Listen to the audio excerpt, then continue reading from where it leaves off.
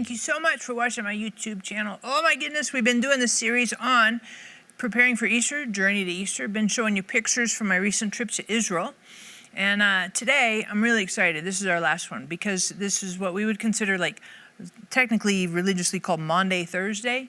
This is the day, in essence, that Jesus goes to Gethsemane and there's this betrayal thing going on with Peter. So I like the picture that I'm going to show you here. It's pretty powerful because it's Caiaphas' house. And actually what you're looking at is steps leading up to Caiaphas' house. And this is where they led Jesus after the Garden of Gethsemane, where he prayed, "Take this cup from me, yet not my will, but yours be done."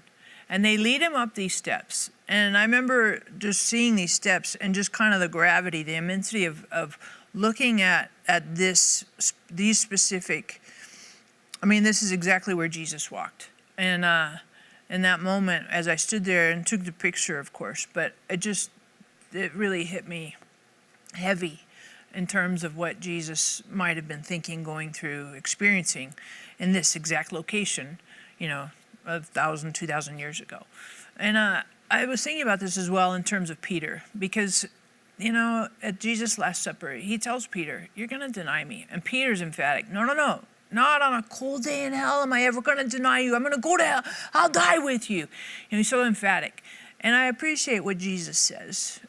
He knows Peter. He knows his frailty, knows how impulsive he is, all heart, leads with heart, and then can't execute, can't fulfill the promise. He overpromises and underdelivers. That's Peter. And I appreciate that Peter's like this because sometimes I'm like this and maybe you are too. Or maybe you're hesitant to commit to anything, make any promises because you don't want to fail. You don't want to fall short. And so that keeps you from doing anything or from really jumping in. And so there's both sides of this that are a little difficult for us. How do we navigate this? And I think what happens is we tend to look at ourselves and we're like, "Yes, I can do it," or "No, I can't do it, so I'm not going to do it." And we don't keep our eyes on Jesus. And that's our own human proclivities, these tendencies that we have. And it's our frailties and our weaknesses, our shortfalls. We don't commit or we overcommit, we overpromise. But I appreciate that Jesus isn't put off or discouraged or disappointed. "Oh my gosh, how could you do this, Peter? You're such a loser." He didn't do any of that. He knew all along. He told Peter, "You're going to deny me." And then when Peter does, in John 18, one of the Gospels says Jesus looks at Peter after Peter denies Jesus. And Peter remembers what Jesus told him, and he goes away sorrowful. Great, great sorrow. And then Jesus finds him later when he's fishing at the Sea of Galilee. And all along, Jesus, and I appreciate this about you and me, Jesus knows us to the very core of our fiber, all of who we are, the very, very core central of us. And it doesn't put him off, doesn't repel him. He's not like, "Ugh, again." He's not frustrated or, "Oh my gosh, when are they ever going to learn?" That's not his posture towards us because Jesus is genuine love. And I appreciate that genuine love seeks us out, finds us, reconciles us, and says, "Yep, I know all your shortfalls. Yep, I know your deficiencies. Yep, I know your weaknesses. I know all that stuff. I know it. In fact, I know better than you do. And I still want a relationship with you. And I like this, that Jesus still died on the cross, still rose from the dead, and still found Peter.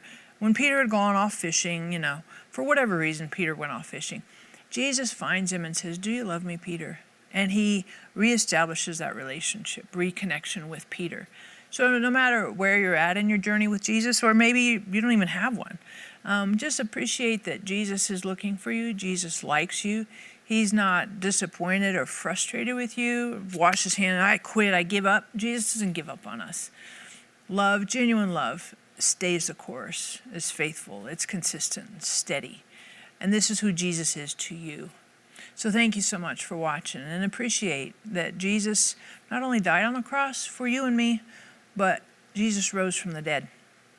He rose from the dead and he lives now, all powerful, but more than all powerful, all loving. And Jesus loves you.